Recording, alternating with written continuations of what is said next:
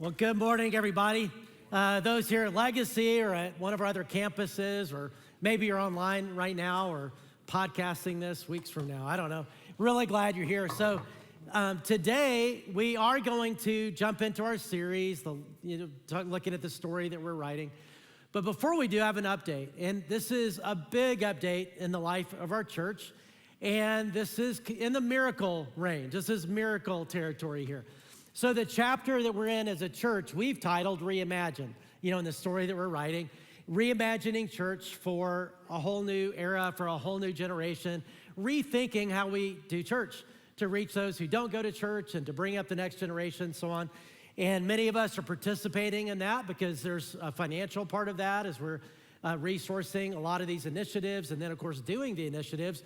But one of those big pillars of Reimagine is rethinking the way we do church buildings, rethinking the way we do campuses to not just build church buildings anymore that sit empty most of the time, but instead to build outward-facing buildings and campuses in a way that people are engaged all the time, and it makes the community, it's a service to the community. People come, it's a safe place for people to gather. So if you want to know what that means very practically, you can go to our Legacy campus and look at local good coffee and pickleball and all that, because that's giving us the opportunity to meet people in the regular rhythm of their lives when church is not in the regular rhythm of their lives. Pickleball is, or coffee is, and that kind of thing. And so we want to start new campuses with that in mind. But that really means that we can't do it by ourselves. Both financially and practically, we knew we needed a major partner to pull that off. And so we started planning and raising resources without knowing how that was going to play out, which is a little bit insecure, at least for me as a leader, because you're like, okay, God, I believe this right thing, but you're going to have to show up. Well, the thing is, God never has a problem showing up. He's not the issue. So he is already ahead of us. And so here's what has gone on. So we were looking for a city or a developer, preferably a city, to partner with in order to pull off the kind of campus that we're trying to pull off. And that gets us to the city of Melissa, which is why we're starting a campus in the city, in Melissa area this fall. And what we didn't know is that as we were praying about this idea and partnering, like a public-private partnership and all this kind of stuff, that God was already working on them too. So they were looking for exactly somebody like us, and we were looking for somebody like them before we knew it. And then when we approached them with the idea, they were like, bingo, this is exactly what we've been saving this piece of land for. So here's where that is. That piece of land, the little star, if you know Melissa, right where Highway 5 and Highway 121 come together, there's not a better piece of land to do what we're trying to do. And they were saving it for what they refer to as the highest and best use, which they believe is this idea. And here's what that will generally look like. You see phase 1 is in gray. So we will build an event center, which, yes, that's where we'll do church and children's space, which is what they wanted. They had land, but not an event center. And so they're investing the land, and we are building on that land, and we will own it, and build that event center that'll be used throughout the week. That's phase 1. And then phase 2, you see all this stuff in red there. That will be restaurants. These are pad sites. We'll rent it. We won't run restaurants, but curate restaurants. There'll be green space there because we too, but it was really their idea, want that piece of property be the hub in Melissa where people come and congregate and hang out and spend time together. And that's exactly what we want too. And and what I love about it is they have just as much invested in it being successful as we do, if not more. And so all that to say, that'll give you a kind of a feel for what it might look like up there. And it's just in the category of, we didn't see it coming, we didn't know how it would work out, but God was already way ahead of us, which is what God does. So I want us to just praise God, thank Him, because honestly believe it's not just a new way of thinking for us. There's a lot of other churches around the country now looking at this and thinking, hey, this may be the just new way to approach church and church buildings and community, to see them more as partnerships, and that's a whole other sermon, whole other thing. But we're just very excited. So if you want to be part of that campus, if you live near that area up in Melissa or somewhere around that, Ray Diaz is the campus pastor. You can reach out to him, rdiaz@chaseoaks.org. There's about 100 families right now that are committed to the Melissa campus. It'll start in the fall. And if you want to participate in Reimagine and the financial part of that project, that would be great. And you can go online, chaseoaks.org/reimagine, and find out information about that. So today, we are continuing the series. We'll actually complete next week the story that you're writing. Next week, we'll look at, hey, David had kind of a crazy up and down life. Why did God have such a positive view of his legacy? Because it's actually, I think, pretty surprising in the end what makes a great legacy, not what we think. And that's what we're going to talk about next week, because I think we all want that. In the end, we all want a good story. But in this week, we're going to be looking at a part of life that all of us care deeply about. It doesn't matter whether you're a Christian or not on this one. Like, all of us want this part of life to be great. And this is a warning story. It's a tough story from David's life, something he didn't do very well that we can learn so that we could do better. And what we're looking at is our key relationships, our most important relationships that our heart longs to be really, really great. I'm talking about like friends and marriages and family and work environments and all that. The people closest to us, the problem is those relationships, as important as they are hard and sometimes get broken. And when they get broken, in every relationship it will have brokenness, when they get broken, what do you do? And that will largely determine the kind of story you're writing, certainly in the relational world, because relationships are hard. And in our culture, we're so self-focused that our instincts, our muscles for this aren't very good. And so therefore, it's easy in our relational world to kind of look like this beach, where you have, these oceans of plastic out there where we just discard things. But relationally, it's also a picture of our world where we can discard relationships or just leave mess in our relationships and wonder why they're not better. And if we're willing to work through them, it can actually, if we work through the hard, can actually get to the good. And so that's where we're at. That's what we're going to talk about. Now, it will be helpful in this talk, and I know it's not the easiest thing to think about, but I want you to think about a person in your life. Well, actually, I'm gonna do something different, because Friday night I didn't do this.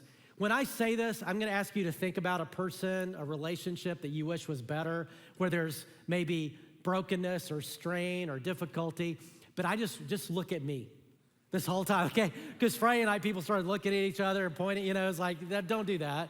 That doesn't help. So just look at me.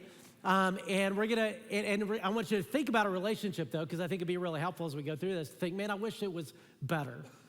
Or maybe it's just really broken, and it's like way beyond that. But wherever you are on the continuum, because, again, in the story we're writing, how you and I deal with that relational mess in our life will largely determine the kind of story we write in our relational world. So David was good at a lot of things, not this.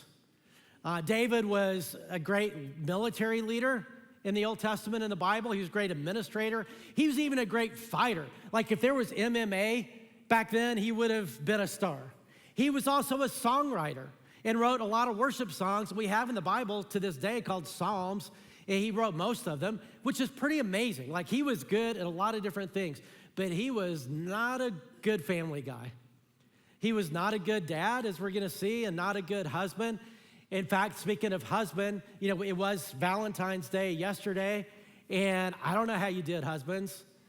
Some of you, hopefully you at least, if you didn't hit a home run, you at least got on base, with your attempt to do Valentine's in a way that worked. And if you struck out, or wives, if your husbands kind of struck out on this, you're gonna feel a lot better about them. Or you should, because your husband is probably way better than David was as a husband. And husbands, you should feel better about yourself. For one thing, David, his first wife, Michal, was married, and then he added 7 more wives that we know of. And it's not like ex-wives, like he just was married to 8 people, at least. So your husband's probably better than that, right? You feeling better yet, husbands? And then not only that, he had all these concubines. And you think, well, what's a concubine? And I told Friday night to Google it, and then I regretted it. Like, don't, because image searches, like, don't do that. And so just, it's not a good concept. And so it's people there, well, I'm not going to explain it. So anyway, I'm making the same mistake I made Friday night. I did better last time at 9. It's a terrible, despicable idea that God hated. But David, like every other ancient Near Eastern king, he wanted to be like the other kings, and he did it, and he shouldn't have. And it was devastating in his life, as sin tends to be. So as a husband, not great. As a dad, also not great. For one thing, he had so many wives that he had a lot of kids. I bet he had lots of kids he didn't know about. But the ones he did know about, those who were oldest and next in line to the throne and all that, is the story we're going to look at today. We're going to see he loved them, but he just happened to be a very passive, disengaged dad, and it cost him in a big way. So here's the story. So David, has all these different wives and all these different kids, but this story features 3 of them. His 2 oldest sons, and then one of his daughters. So Amnon is one of those sons. Amnon was the next in line to the throne. He was the crown prince. So in that culture, big deal. He was a big shot. Next in line to the throne was Absalom. They were half-brothers to each other. So Amnon and Absalom had a different mom, but same dad. And Absalom was the second in line to the throne, which would also mean in a royal family, he's kind of a big shot. And then Tamar. Tamar is a daughter to David and a full sister to Absalom, half sister to Amnon. Are we confused yet? Okay, hopefully we got it. Okay, so those 3 are the 3. And here's where the trouble starts. 2 Samuel 13:1. In the course of time, Amnon, son of David, fell in love with Tamar, the beautiful sister of Absalom, son of David. Okay, now I'm from Alabama, and even I know that's a problem. Okay, this is his half sister, right? I mean, cousin maybe. No, I'm kidding. I bet, but it's not good, right? And Amnon became frustrated to the point of illness on account of his sister Tamar, for she was a virgin, and it seemed impossible for him to do anything to her. A better way to word this, I think, is he fell in lust with her. Not really in love with her. This wasn't love. This was lust, and it shows how ugly lust is. And yeah, it is his half-sister, but for anybody, like it is the ugliness of lust. And when it said it seemed impossible for him to do anything to her, she was housed with the virgin daughters of the king in a protected place. But notice that phrase, and it's an uncomfortable phrase. It seemed impossible for him to do anything to her. That's lust. And it shows just the dark, dark, dark side of it. And I'm gonna, even though it's uncomfortable, I'm gonna stop for a minute, because in our culture, this was 3,000 years ago, this story. 3,000 years later, what was happening there is him objectifying a woman for his sexual benefit, as seeing her as a sexual object. That has not gotten better 3,000 years later. In our culture, it is so much easier to do that. With media, with pornography that is so there, and so I'm gonna talk to guys and girls. So for guys, pornography is dangerous for a million reasons. One is, we know from brain chemistry, it reshapes brain chemistry. It's addictive, highly, highly addictive. But it not only changes your brain chemistry, it also changes your perspective toward women. And you objectify women, and it changes who you are. None of us want to be an Amnon, but that will create an Amnon. That will create somebody who does that. And therefore, it's so important to stay away from it. And if you're in it, to get out of it, even if you need help getting out of it, it's worth it, because that's what it's just doing things to you that are not great. You're becoming somebody you don't want to be. And for women in the room, especially young women, I just want to hear you. I just want you to hear me say something. You are not a sexual object. You are a child of God that he deeply loves. You are created in his image to be loved and valued and treasured. And what you need is people, and if you get involved with guys who understand that and don't objectify you, they're not thinking what they're gonna do to you, but they're gonna love you for you and value you for you and are way elevated above that in their perspective about you. And don't settle for an Amnon. Don't do it. And if you're on your way to being an Amnon, God loves you, but stop it and redirect. Amnon was an Amnon. His friend, and this is why it's so important to surround yourself with people. Like, if you're old or young, it doesn't matter. Surround yourself with people who will make you a better version of you. And that's why if you're a young adult, man, get in young adults or get in college ministry or youth ministry. And that way you'll find the right people and become the right people, and life will go way better. And let me encourage you to do that. But Amnon had even a worse guy around him. And that worst guy around him, his best friend, was like, oh, well, when he told him about it, instead of saying, dude, really? He's like, oh, totally. You should get whatever you want. You're the crown prince. And they come up with a way to trick Tamar into coming into his bedroom. He acts like he's sick. He's not. To come into his bedroom, and I'm not even going to read the passage. It's so bad. He attacks her. He sexually assaults her, rapes her, his half-sister. Then it says it comes out, she's disgraced, which is sick in its own way. Why is she disgraced? And she has to leave the place for the virgin daughters of the king because she's not a virgin anymore. She goes to live with Absalom, her full brother, the second in line to the throne, as Absalom then, of course, is angry and is looking to see what dad is going to do about it. And David does find out about it. And it says, when King David heard all this, he was furious. Absalom never said a word to Amnon, either good or bad. He hated Amnon because he had disgraced his sister Tamar. So now Absalom is waiting to see what dad's going to do. And what does dad do? Well, it tells us he gets furious. Dad gets mad, which he should get mad, but that's all he does. He doesn't bring Amnon to justice. He doesn't reach out to Tamar. He doesn't reach out to Absalom. He's just disengaged. He gets mad, and that's it. And that's going to set up this deep, deep pain. Because for Absalom, he's waiting, and he waits 2 years for dad to do something. And when dad doesn't do something, who also happens to be the king responsible for justice, when he doesn't do anything, he decides, I'm going to take justice into my own hands. And he kills his brother Amnon. And he kills Amnon. David loses a son. Absalom runs for his life, he thinks, to go to his granddad. His mom was a daughter of a king of the neighboring nation. So he goes to that other nation for refuge, thinking that David's going to run after him. But here's what David does when Amnon is killed. It says in verse 37, but King David mourned for his son every day. What did he do? Before he got mad, now he just gets sad. And he should be sad, but that's all he does. He just gets sad. Again, he doesn't do anything. He doesn't engage. He doesn't push into it. He just stays passive and mourns and gets sad. It says, after Absalom fled and went to Geshur, he stayed there 3 years. And notice this, and the spirit of the king, David, longed to go to Absalom, for he was now consoled concerning Amnon's death. After grieving, his heart longs to go to Absalom, but he doesn't go. His heart longs to go, but he doesn't go. This is now 7 years after the assault. He hasn't interacted with his son, and his soul longs to go. Every one of us, as human beings, like David, have that same longing, and it's deep.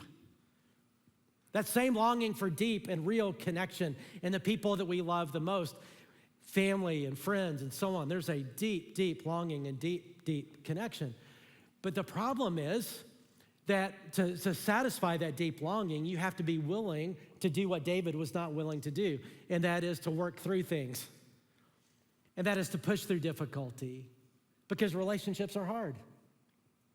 Remember when I was in kindergarten, we went through a time where in kindergarten, we played at recess. I don't know how it started, but it started, we would play cowboys and Indians. And you know, I've never said this out loud. I am 1/16 Cherokee. Do you know that? That doesn't mean anything. But, and I'm not, you know, the whole Indian thing is not a great chapter of our story, so I'm not trying to make some political thing, or I'm really not. We were 5, okay? So the nuances of all that, you know, we were just playing cowboys and Indians. And what would happen is if you were a cowboy, you wore cowboy boots, and if you were Indians, you wore moccasins. And so you went to school with either cowboy boots or moccasins, and we played. And again, I don't know how it started, but it started. After a while, you know what I did? I like both groups. So I started going to school with one cowboy boot and one moccasin. It was my way of saying, can't we just all get along? Cowboys and Indians, Democrats and Republicans, whatever, just can't we all get along? And then I write Rebranding Christianity a couple years ago to basically say, Christians, can't we all just get along, and realize diversity is a good thing, not a bad thing, and all that. But even back then, right, and wouldn't it be great if it was that easy in relationships? All we have to do is wear two kinds of shoes, and we're good. But it's not. Relationships are hard, and they get messy. And the people who write the best story are those who handle that well. And David, doesn't exactly handle it well. So Absalom, his son that he longs for is in another country. Again, it's been years that this has been going on. And David has a friend named Joab, who's kind of a friend. He's a subordinate because he's the general over the troops, over the army. But he's the closest person at this point to David. And Joab sees that David's heart longs to go after Absalom, but he's not doing anything about it, and it just drives him crazy. So he comes up with a way to trick this dysfunctional friend into calling Absalom back to Jerusalem, back to the capital, and it works. And Joab goes and gets him. It says, then Joab went to Geshur and brought Absalom back to Jerusalem. But the king said, David, he must go to his own house. He must not see my face. So Absalom went to his own house and did not see the face of the king. So he brings him back to Jerusalem, to his house, which would have been on the same little palace grounds, just 100 yards away from his house. But he says, I want to bring him here, but he's not allowed to see my face. And this goes on. It says, Absalom lived 2 years in Jerusalem without seeing the king's face. You're like, what? He brings him back, evidently to reconcile or something, but says, I just don't want to see you. I don't want to see you. You're not allowed to see my face. And for 2 years, this goes on. And what is Absalom doing for 2 years? Well, we don't know totally, but we know one thing he does. He makes babies. And that's kind of a fun activity. And he's married, and why not? And so it says in verse 27, 3 sons and a daughter were born to Absalom, and the daughter's name was what? Tamar, after his sister. And she became a beautiful woman. You feel the pain through all this, right? He had 3 sons and a daughter. In these years, David hasn't seen them, 7 years now. And David has grandkids that he's never met, 100 yards away. Absalom is right there, and he's unwilling to see him. He's unwilling to deal with it. You think, why? Why is he being such a goober? And it's the same reason I'm often such a goober in relationships. And maybe that you're such a goober in relationships. When relationships get hard, it's just easier to not deal with them. When there's stuff in relationships, it's easier just to deny them or just stuff them and just try to move on. And there's all kinds of reasons we do that. I mean, one of the reasons I think it is hard and why we don't deal with stuff in relational stuff when it gets hard is pride. And what I mean by pride, from a biblical perspective, pride isn't just thinking highly about ourselves. It's actually just thinking about ourselves too much. It's self-focus. And when we get in a relational spat or conflict, or there's relational tension in a relationship, what pride does is it maximizes, let's say it's with you, it maximizes your role in our relational mess and minimizes my role. So let's say with the person that you're thinking about, when we talked earlier, what will naturally happen, and this is just simple human nature, it's working on you, you will maximize their contribution to the problem and see them as the problem because you can see their part of the problem, and pride minimizes my part of the problem or your part of the problem. So we think, they're the problem. Like we could actually move forward if they would realize how big, I know I'm not perfect. I've done a few little things here, but my stuff's so little, they should just get over that. That's nothing. But guess what they're thinking on the other side? Same thing. They're looking at you thinking, well, you're the problem. I mean, yeah, I'm not perfect. I've done a few little things. You should get over that. But you're the problem. And it takes somebody to say, hey, wait a minute. I think I'm the problem. I know that. And that takes humility to say, I'm going to own my part and try to understand even more stuff I don't even know. And if we're able to have the conversation to say, look, I am sorry. I was wrong and I've hurt you. And I probably don't even know 10% of how I've hurt you. Let's talk about it. I don't want to be that person. That's repentance. It's where you say, I take ownership and I'm sorry and I want to do better. But pride will keep that from happening. A sense of justice too and fairness will also keep us from it. Because with what the other person, the way they've hurt us, our job is to forgive.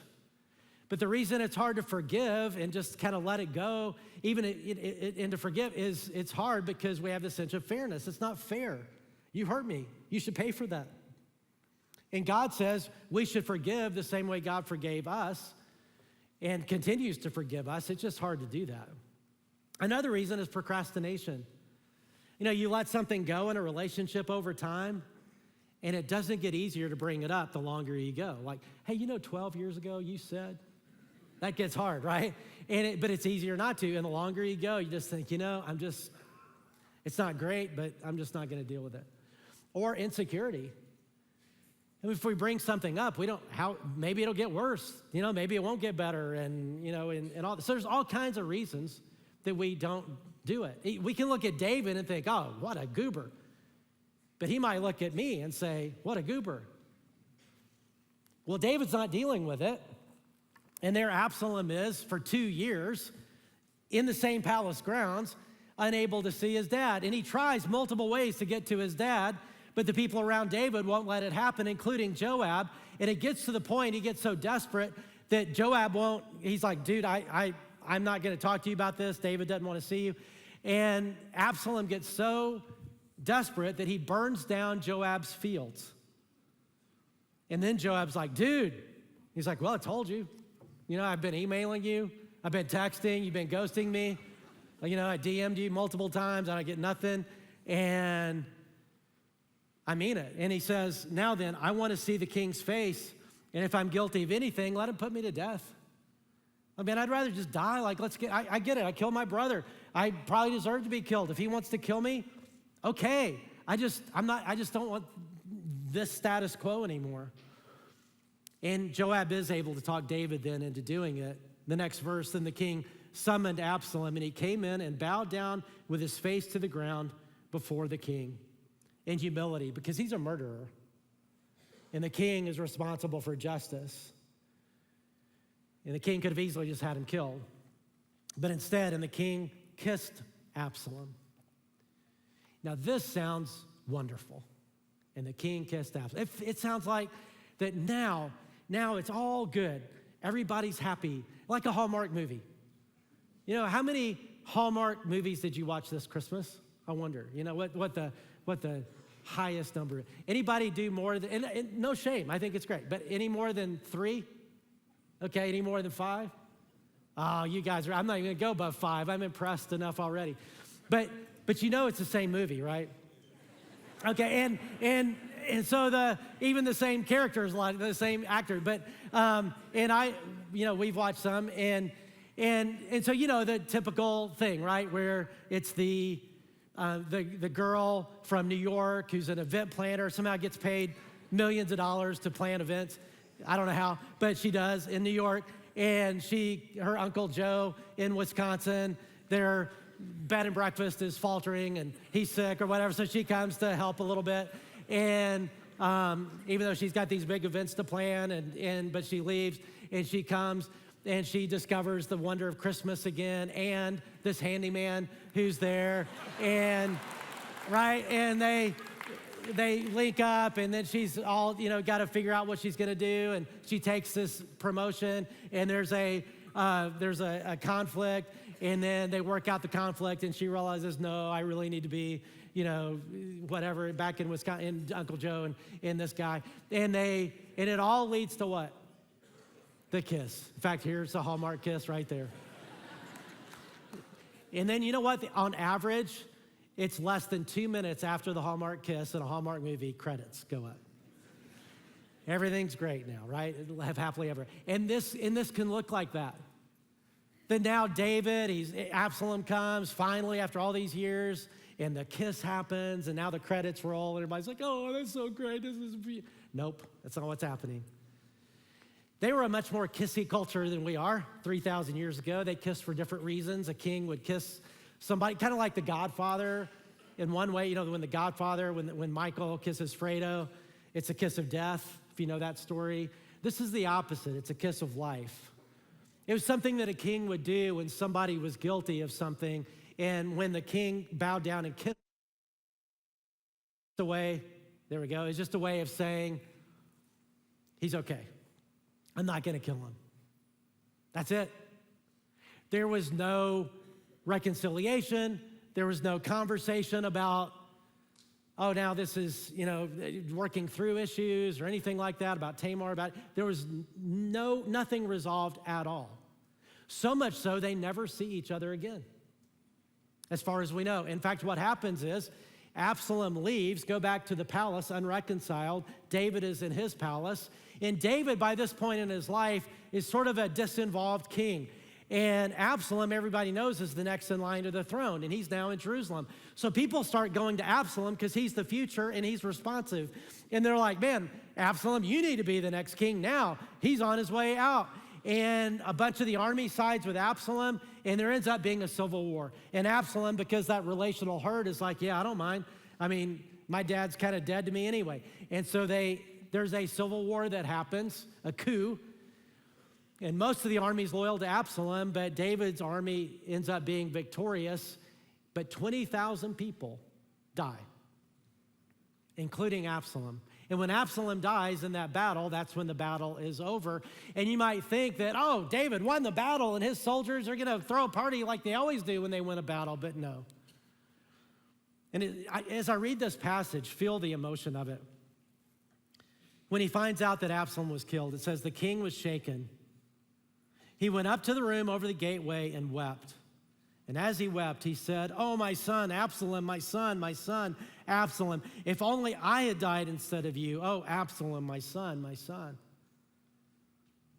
Joab, the general, was told, the king is weeping and mourning for Absalom. And for the whole army, the victory that day, which normally would bring parades and all that, was turned into mourning. Because on that day, the troops heard it said, the king is grieving for his son. The men stole into the city that day as men steal in when they are ashamed, when they flee from battle. And the king covered his face and cried aloud, oh, my son, Absalom. Oh, Absalom, my son, my son. What a story. And David had to be thinking as he was grieving, how did I let it get to this? Because he not only lost his son, but 20,000 other people did too. 20,000 people lost their lives. Why?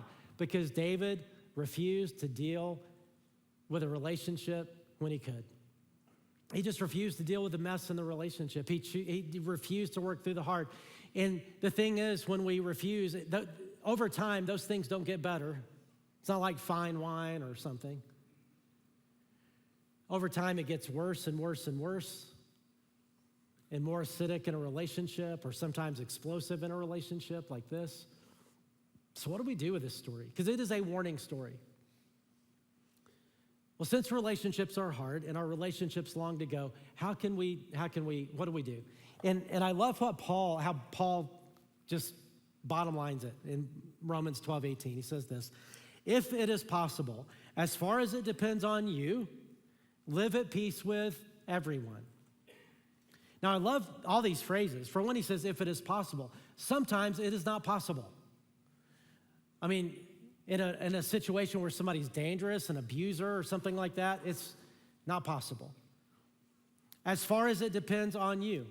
Meaning you can do your part, but for a relationship to be really reconciled, right, you can only do you can't do their part of the reconciliation. You can do what you can do to be at peace with everyone. And hopefully they will too, but whether or not you do as much as it depends on you. Well, then what is it? What does depend on? Like, what does it mean to do our part? And I'm going to give 3 words or phrases here to guide our response, to say, well, what does that mean? How do we approach this? Sometimes you're able to bring it out in the open and have a conversation, but even if you can't, what does it mean? Well, first thing, repentance. That you go in with a humble, repentant heart focused on your part of the problem. Remember how we talked earlier about pride? It's the opposite of pride. It's choosing humility. It's to say, I'm going to choose to not minimize my part of this, of our relationship. In fact, I'm going to maximize it. I'm going to realize it's probably bigger than I even understand. And I'm just going to be humble enough to, I want to know what I've done. And in some cases, it is very one-sided, but in most of the cases, or in most situations, right, there's something we've contributed. And to say, okay, what have I contributed to this? And I want to know, and I want to repent. I'm sorry, that's not who I want to be, and all. Which often does open the door for the other person to do the same, but not always. Well, what about the other person? Well, our main job is to forgive. I choose to forgive. And I choose to let it go. Now, forgiveness and trust are different. Again, in an abusive relationship, forgiveness doesn't mean I just keep giving myself to you. I keep entrusting myself to you. Sometimes boundaries are a great thing there. But there's a place for that. But it does mean I can choose to forgive. I'm not going to keep that resentment. I'm going to let resentment go. And then no matter what happens, proactive love. And by proactive love, I mean I'm going to continue to take the high road in our relationship. Even if I do my part and you don't do your part, I'm still going to do even what Jesus said do for enemies. Remember what he said do for enemies? Love them, pray for them, do good to them. That as it's appropriate, I'm going to love you. I'm going to pray for you. If there's a way I can do good to you, I'm going to take the high road in relationship. And sometimes this can be a conversation. Sometimes it's stuff you do on your own. And I think if it's really tricky, let me encourage you to talk to a counselor, talk to a pastor, because sometimes it gets so messed up. And sometimes you need a referee, you need a third party, and think, man, I don't know. And it's worth working through all that.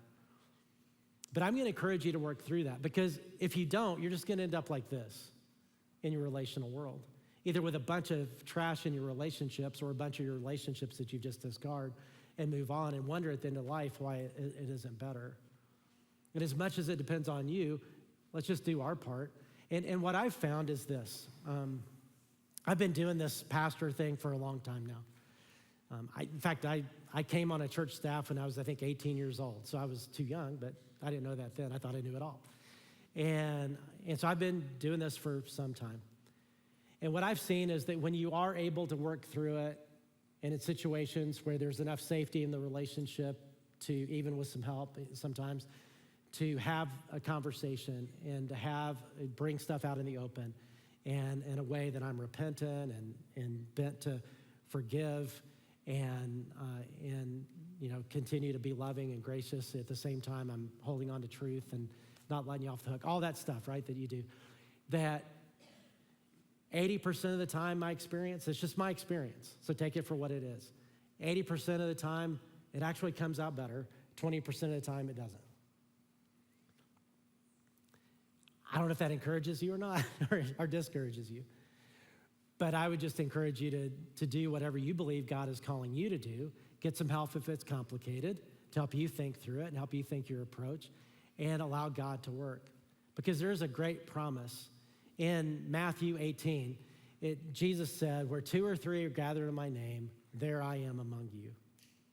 Now that verse gets used all the time, like when people come to church and worship services. Oh, it's so great. When 2, 3 gather people, and look, we got thousands of people, and it's so cool. God's here in our midst. And that's not what it's talking about. Even though I think that's true, that's just not what the verse is talking about.